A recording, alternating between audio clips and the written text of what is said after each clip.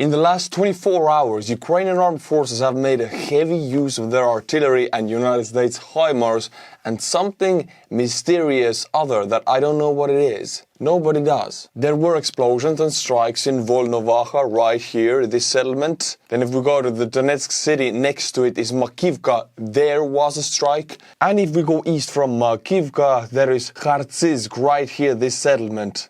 So all of this area was under heavy Ukrainian artillery attack last night. We still don't know the results, but the most important one was from Mariupol. Yes, Ukrainians strike Mariupol. With what? We don't know what they used, because the closest frontal point is about 70 kilometers. They probably would strike from around here, from around 100 kilometers, because they wouldn't put their mystery weapon straight on the front, would they? That means Ukrainians are striking Mariupol right now with something that has 100+ kilometer range. Russian sources claim it's GLSDB, ground-launched small diameter bomb with a 150 kilometer range. The explosions happened in Mariupol in the Neptune indoor swimming pool area. Why did Ukrainians strike Mariupol? There were reports of extra 5,000 Russian troops being deployed near Mariupol as reserves to be deployed near Vuhledar later, so we can only guess that Ukraine striked barracks or gathering area or logistics center. The thing is, Russia has been gathering the biggest reserves they have in Mariupol, and now Ukraine is striking that city, sending a signal to Russia and Russian troops in Mariupol that you are not safe. Russians are having huge issues with sending reserves to the fronts, since HIMARS can affect everything except for this very narrow corridor right here with Mariupol and Berdyansk,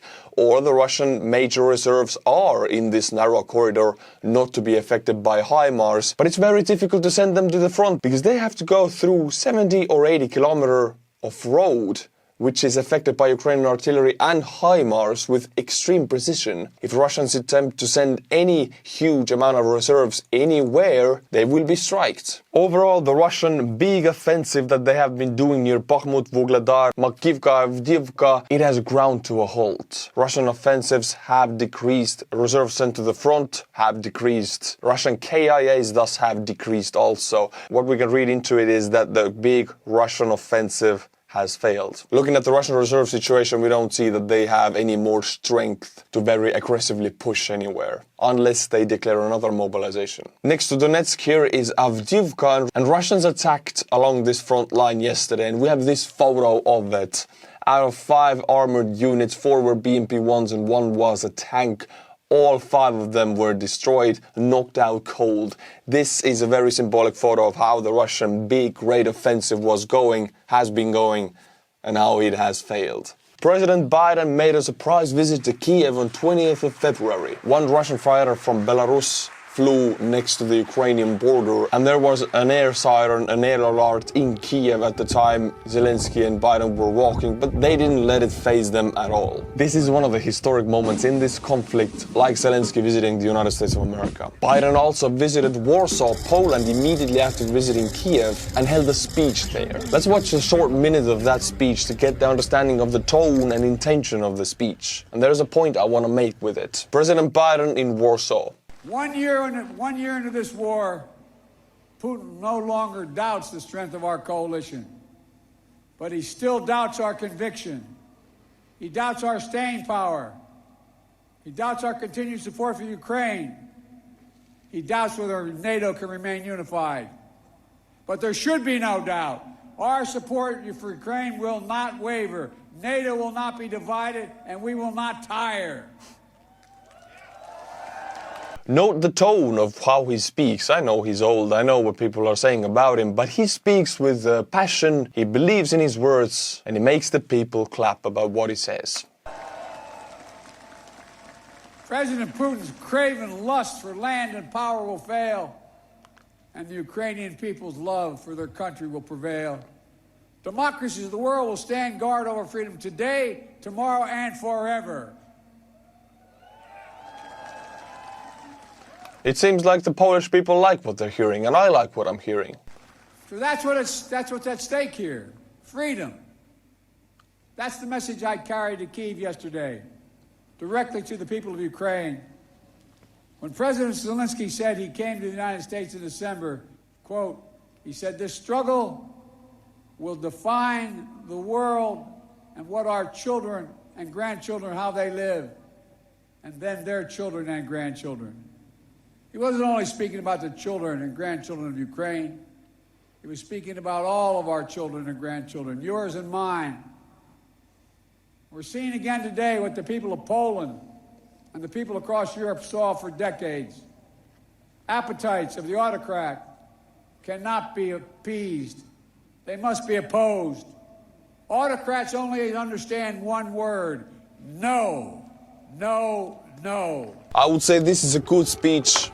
I agree with what he says. President Putin held a speech in Russia almost at the same time that Biden held this speech. And I wanted to watch this back to back because they're so different in tone, they're so different in charisma and passion. Putin's speech reminds more of a funeral home speech, something sad, grumpy, almost like he's mourning. His speech was an hour and a half long. It was his annual State of the Nation address. Putin's last speech to the General Assembly in December was cancelled because what happened in December on the fronts. Two very embarrassing things happened to the Russian armed forces, Kharkiv front and Kherson front. And immediately after that, Putin did not want to take responsibility for that, so he cancelled the speech. Listening to this speech, there were politicians, officers, soldiers, businessmen, ordinary Russians, everybody. Putin needed one thing for this speech, and he had given out orders months prior: success on the battlefield. By the time of this speech, success on the battlefield for the Russian armed forces did not materialize. Also, at the time Biden was in Kiev, Russia tested their new intercontinental ballistic missile. The test failed. Failed offensive operations in Ukraine, failed intercontinental ballistic missile test. That is the ground Putin held this speech on. It's a funeral speech. I will sum up this monotone speech for you. Putin says that Russia is fighting a defensive war. Putin says that Russia will exit START. It's an agreement between USA and Russia to curb offensive weaponry. There is no talk of mobilization, although in January Putin very strongly said that there will not be another mobilization.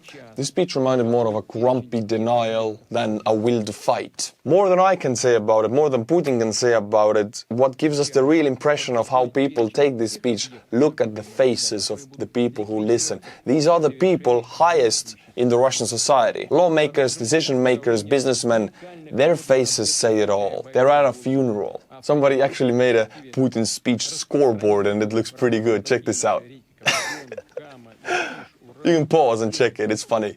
The situation in Bakhmut remains extremely tense for the Ukrainian armed forces. Russians have been advancing extremely slow on both sides of the Bakhmut city, not directly on it, but both sides. And now we're going to watch another update from Bakhmut. How is the situation right now?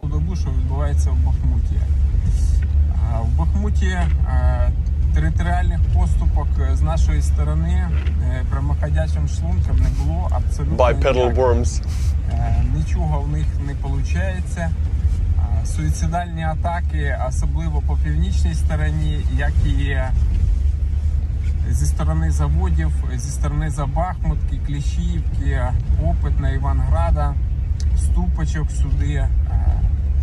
Це все воно абсолютно не прекращається, ці штурми, і буває не то, що там по декілька, а буває там і по 10, і по 20. Near Bakhmut, Russians are using the only thing they have abundance of, well, not so much anymore, but it used to be infantry. They're actually lacking armored vehicles, if you believe it or not. Yes, Russia has a lot of them, but most of them don't work and cannot be trusted enough to send to the fronts. They're just sending human wave infantry and backing them up with artillery. As you can see here, sometimes 10 waves a day, 12 waves a day. But Ukrainians are getting used to this tactic. If you have the right weapons, it is very much possible to counter this, to defend against this. This tactic has failed for Russia. 12 на добу. Уже в перемешку рештки вагнерів там. И с десантными, и с моторизированными, и с этими, из Луганської і Донецької області, зомбаками. Але результат наразі один. Це абсолютно непросто, але наші підрозділи тримають лінію оборони. Наразі Бахмут під українським прапором. Бахмут є, був і буде Україна.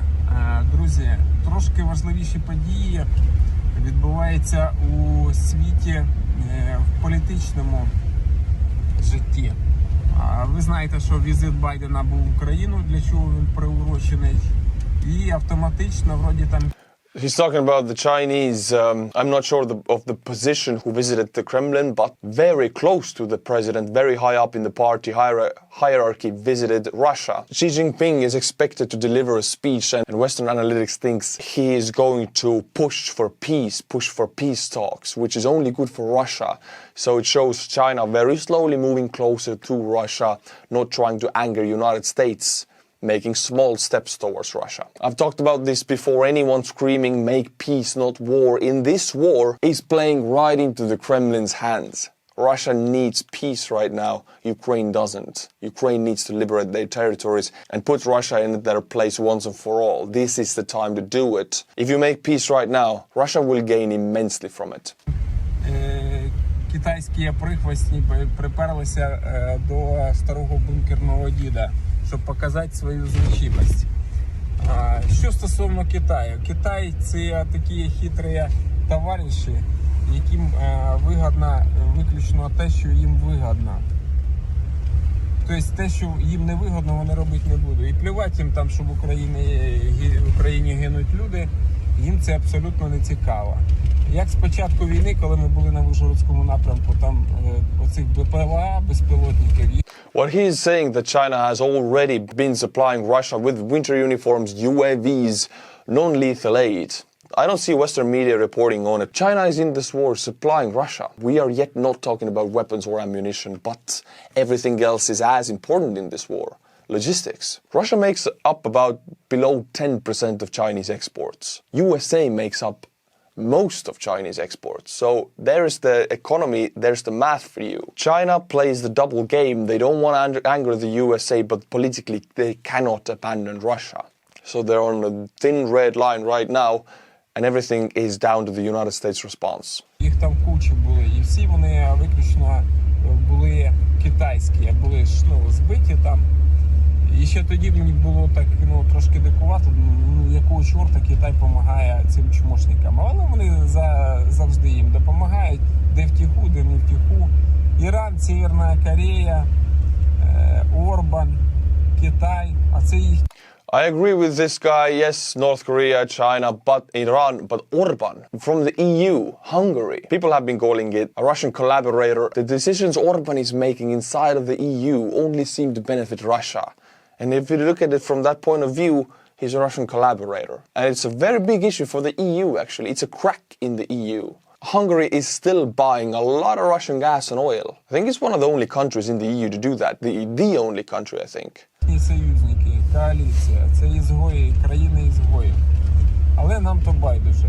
Стосовно 22, 23, 24 лютого, побачимо. Ракетні атаки в обов'язковому порядку будуть, чи то ми хочемо, чи не хочемо.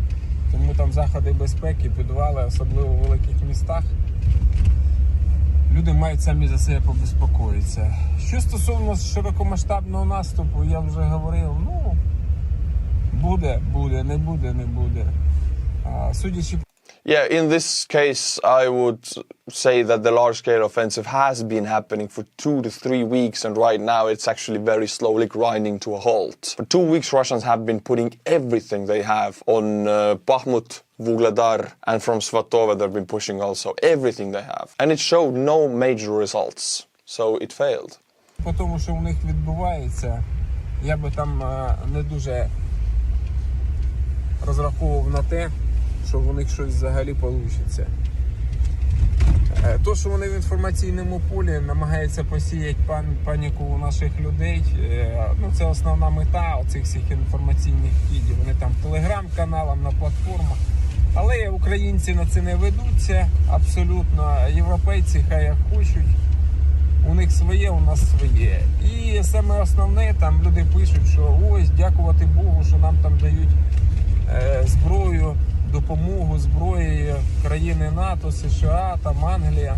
Yeah, the thing is, Russian big offensive is grinding to a halt. Now it's Ukraine's turn. If Western armor, infantry fighting vehicles, ACPs and tanks arrive in Ukraine in bigger numbers, and Ukraine finishes the mobilization of these 6 to 8 new assault brigades, I think before summer we might see a grand Ukrainian offensive. This is all a speculation. I have to say this. I want to say this. Because this is the speculation I come up with looking at the data on the ground. Да, козаки, все питання, дякувати Богу, що дають, але ви забули, що Україна в обмін на свою ядерну зброю, на потужний потенціал в 94-му році, нам дали Фіркіну грамоту, називається Будапештський меморандум. Що таке меморандум? Та це ні о чому. Протокол про наміри, насправді. Це ніякий не міжнародний договор. Його підписала Англія, США, Україна і жабакваки. Пізніше із застереженням китайці і французи долучилися. Насправді це нікчемний документ, його ніхто не збирався виконувати. І тому, якщо коротко, країна США і країна Великобританія виконує по-чесному свій обов'язок перед Україною. І деякі європейські країни. От і все. Не треба думати, що ми там у когось щось випрашуємо. Це те, що по праву нам належить. Була б у нас ядерна зброя, ніякі жабакваки тут би... I know a lot of people don't like to hear what he says right now, they don't agree, but I tend to agree with him. Ukraine gave away their offensive capabilities. They had nuclear capabilities. They gave it all away for some guarantees by the Western countries and by Russia. As much as I don't like the fact that he says this aid is rightfully Ukraine's, I have to agree with him. They gave away weapons for protection. The protection failed, now they need their weapons back. Тому, друзі, ця європейська політика, я вже говорив, що Європа, вона неоднорідна, і там дуже багато проросійських партій, тому так тяжко нам дають деякі європейські країни зброю, особливо тяжку, танки, літаки, і з березня прошлого року дають, так і не проїхали. Але то таке, треба розраховувати на свої сили, тому що ні французи, ні німці, ні угорці за нас воювати не будуть. Будемо воювати тільки ми і своїми силами. Озброєння нам потрібно, але упор треба ставити на виробництво української зброї. У нас є прекрасний ракетний комплекс Сапсан, Грім-2, він же ж, ракети Нептун, Вільха, але є дуже багато питань по їх виробництву, і це ж військове відомство опікується. Інформації нет, ми будемо думати, що воно виробляється, все це. А ми просто так. Now we go to Moldova. About 3 weeks ago, Moldovan high government members stated that Russia was planning a coup in that country, and then the government changed to pro-Western government. But now, we have a Moldovan president stating that Russia plans to seize the airport in Chisinau for the transfer of troops. I mean, Moldovan pro-Western government is very fresh, and Russia might do something very extreme and stupid to reverse that. And I remind you, Moldova has a Russian separatist area, Transnistria, which has a very long border with Ukraine. Ukrainians are taking these news very seriously because on this photo we can see Ukraine deploying troops on the Moldovan border. Not against Moldovians, but against the Russian-led forces in Moldova. Prigozhin's trauma continues, and this trauma we're talking about is Prigozhin and Kadyrov versus the Russian armed forces, the Ministry of Defense. There's a lot of infighting. It's escalating slowly, and the bigger they get, the better it is for Ukraine and for everybody else. Let them fight amongst themselves, divide themselves. Prigozhin complained that Russian Ministry of Defense have cut them out from the logistic supply of ammunition, artillery ammunition and small arms ammunition. Russian Ministry of Defense today stated that this is a lie. They haven't. They denied it, basically. Now Prigozhin responded again, and we're gonna watch his response. I want to keep you guys updated with this conflict because this is big. It's not just a small internal Russian conflict. This conflict defies the Russian capabilities of this war. Wagner has the biggest private army in Russia, and they don't get along with the Russian Ministry of Defense. The potential what can come out of this is huge. Мне сообщили о том, что Министерство обороны распространяет информацию о том, что якобы выдает боеприпасы на Артемовском направлении добровольческим подразделениям.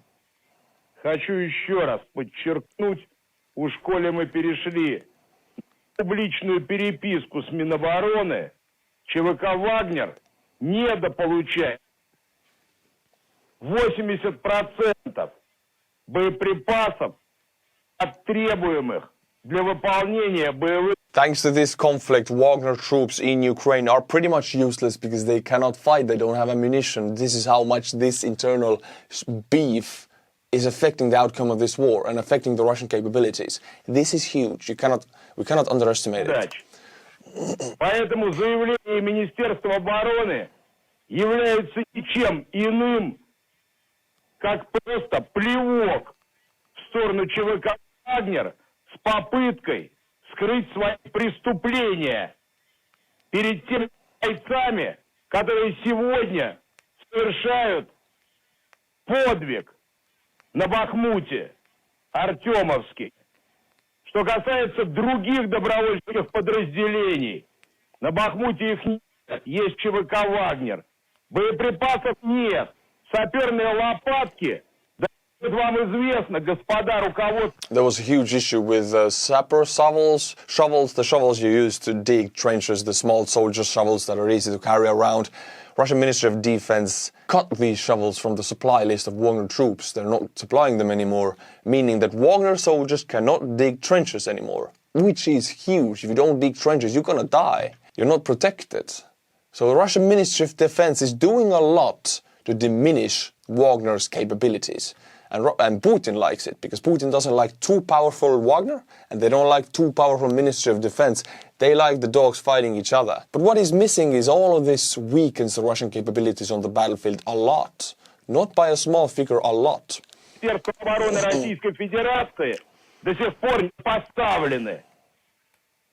Если будете давать боеприпасы, давайте, а не рассказывайте это в СМИ народу России, обманывая его при этом.